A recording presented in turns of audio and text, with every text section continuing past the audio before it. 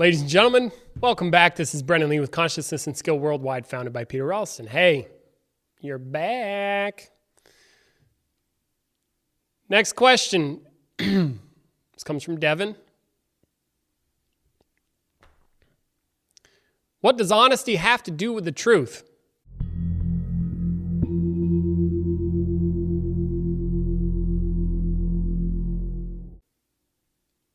I've heard you and Peter talk about this before and would appreciate some elaboration. Thank you for the question.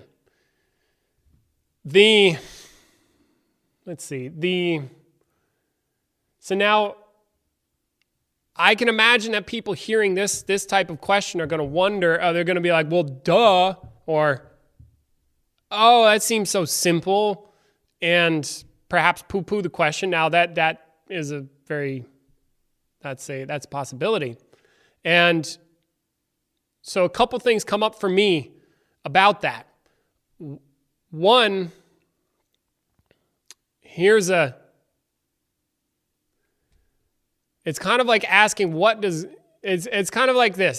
So it's like, what does honesty have to do with the truth? And then, we use honesty like a principle.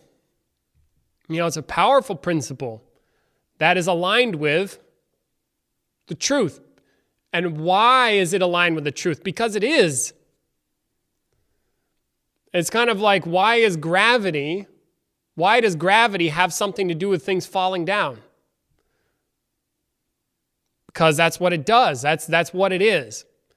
Now, honesty like a principle seems to be like I tell the truth or I be honest, and honesty is always in the direction of what?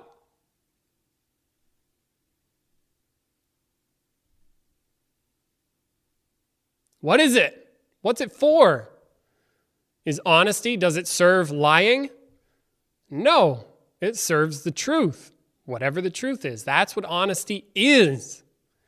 So then asking that question,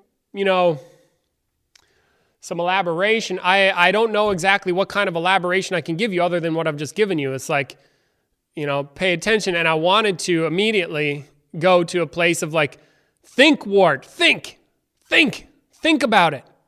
Consider. If somebody says something like, hey, honesty has something to do with the truth, and it may seem simple, but it's perhaps nothing more simple than that. It's just, that's what it is. That's what it's aligned with. Honesty is in service of the truth. It's not in service of lies. It's not in service of inauthenticity. It's not in service of deceiving people. It's not in service of you deceiving yourself, which is way more important in my book. Like, other people doesn't matter, but you. Now, if you get really honest, look what happens. Go ahead, try to be brutally honest with yourself and with others and see what happens. Just check it out. Imagine you go to a bar and you see a beautiful woman, if you're into women. Or if you're a woman, you go in a bar, you see a beautiful, whatever your sexual preference is, okay? If you got all this trigger warning crap, anyway, don't worry. If you're triggered, don't watch my videos. You're a man, you go into a bar, you're into women, you see a woman. Now, when you go up to her, are you honest? Okay, honest, and then are you straight to the point? Or do you meander around, you maybe buy her a few drinks, do the small talk thing, but what's the real deal there? Come on, what do you really want? Do you ever say what you really want? Now, I'm not saying you should, and I'm not saying there's a right way to live or do life, but I am saying you're probably full of crap, just like everybody else, if you're in a bar. Or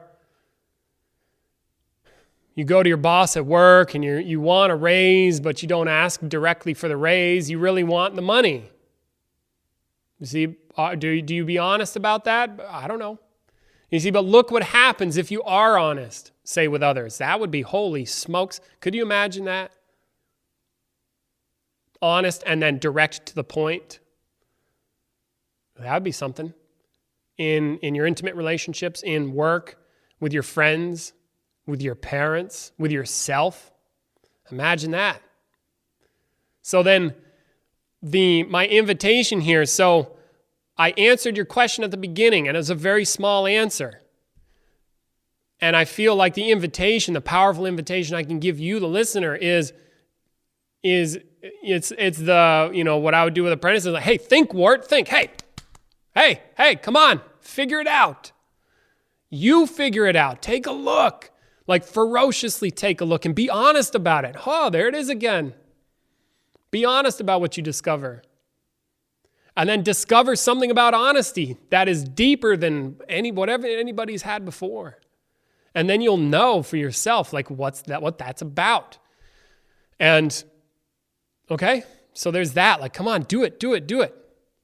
And it does also help to have some consciousness on the nature of things, as far as I can tell. The nature of reality itself, as if like how reality is constructed.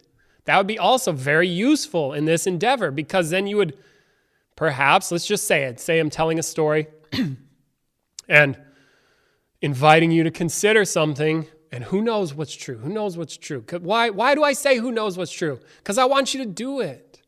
Because I want you to figure it out for yourself. Because I want you to go for it for yourself. Again, it's like I want to serve you, not some intellectual crap, which that's most of what people are here on YouTube for. But then do it. So then, if we say honesty is a principle and it's somehow powerful, hey, grasp what a principle is. And toward that end, like if you want to really grasp a principle, take a look around you and notice, you see, everything is stuck to the ground. Everything is stuck. All the objects are stuck on this one surface. They aren't stuck on a vertical surface. They aren't stuck to what we call the ceiling. They aren't stuck to a wall. Objects don't just float around. They are stuck to a surface. Take a look at that. That is non-random, and there's something going on here, okay? And then I get it. Yeah, but you're just talking about gravity. Yeah, but you're missing the point. You're overlooking what I'm talking about probably if you have that going on. Yeah, you're just talking about gravity. Man, he's stupid. Yeah, no, you're stupid. No, you're just missing what I'm talking about, okay? You aren't seeing gravity. You are seeing the byproduct of gravity. You don't see gravity. You only see the results of gravity. Gravity itself, the principle itself, doesn't exist anywhere. You cannot buy gravity at Walmart. Go ahead. So then what is it? If you can't buy it and all you do is see the byproduct of it, then what's a principle? And it starts to, if you question in the way that I'm inviting you to, it will likely, of necessity, start to elucidate something about what you and I call physical reality. That there's something very strange going on, because how can you have something that you can't buy, it's not tangible, you can't purchase it, and yet it dominates the entire objective world? Okay, on planet Earth, on planets. Well, you're telling space is different. So, but then what's that principle? It becomes very curious. What is it if you can't buy it? And yet, so that means it's not tangible. That means it's not an object. You can't go purchase it somewhere. And yet it dominates all objects. So how can something that has no physical substance dominate the physical world?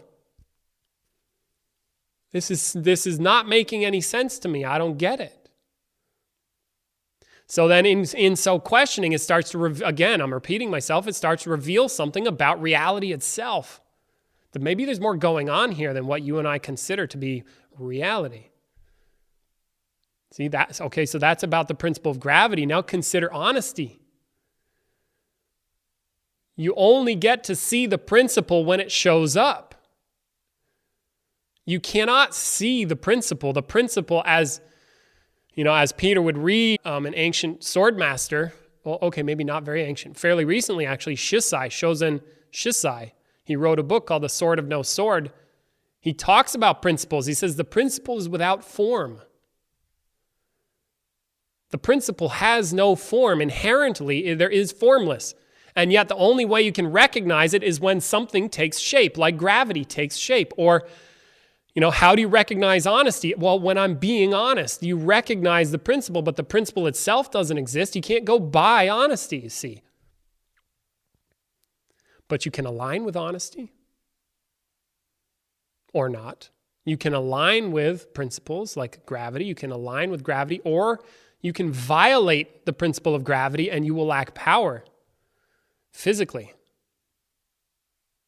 See, if you try to jump out of a window and fly without some sort of propulsion aid, you will violate the principle of gravity thinking you can fly. That's a violation, and gravity's got other ideas, and guess who's going to win if you don't have propulsion?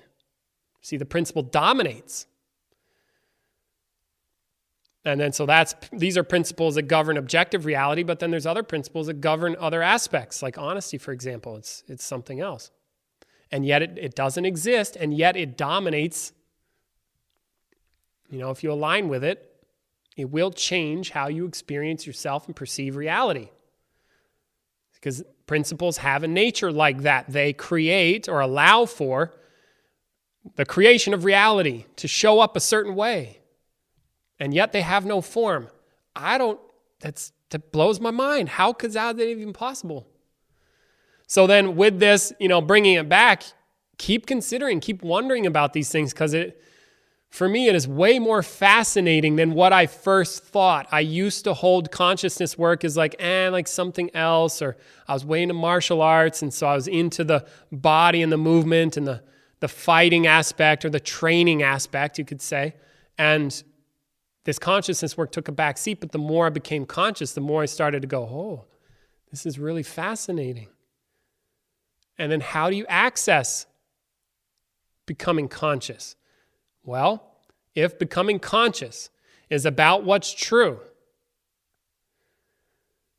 our biggest, most powerful tool toward that end is honesty. It has to be. Aside from just becoming conscious right away, it's okay, maybe second biggest tool. Let's say, all right, now we're degrading. It's falling apart. Don't make some sort of level and cosmology about tools and, okay, tool number 1 is this, tool number 2 is this, but so scratch the levels aspect, but consider honesty and contemplation. And contemplation is about being honest with what is and then deeply questioning and wondering about it. But honesty is essential. What am I going to do? If I want to become conscious, or if I want to get enlightened, but what I'm holding as enlightenment is about grasping what's true, grasping what's already true, then honesty is essential. What am I going to do? Lie my way to enlightenment, or lie my way to the truth? I'm going to lie about being conscious. Then I'll really be conscious, right? It's kind of hard to do that. It's like, I'm going to get drunk, but I won't drink any alcohol.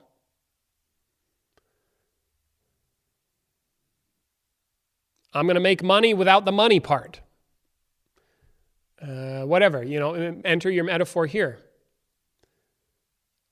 And in terms of personal growth, look at what honesty does to your own personal growth. Look what happens if you are completely honest all the time. You're going to, I can hear it now. That's social suicide. Yeah, why? Maybe it's not suicide. Maybe something else gets to show up. And maybe that something else that gets to show up is actually real, authentic. Because honesty has something to do with being real and being authentic. You tell the truth. And the truth has something to do with what is, not what's not. Okay? So there you go. A short video. Hope it's helped. And again, strong push. And I assume I will likely continue to push strongly in this direction. I appreciate the questions. And then also for you, go get it for yourself. Always. Because again, the value comes from you doing it, you grasping, you becoming conscious, you, not me. That's value for me, you see. Some of these things, unfortunately, are only accessible via your own efforts. Kind of like Galileo, I heard Galileo said, I can only show the student the door, he alone must enter. And that is the truth. There is no way I can get you to do that work. You must get you to do that work. You got to be in your own corner. You got to make the effort.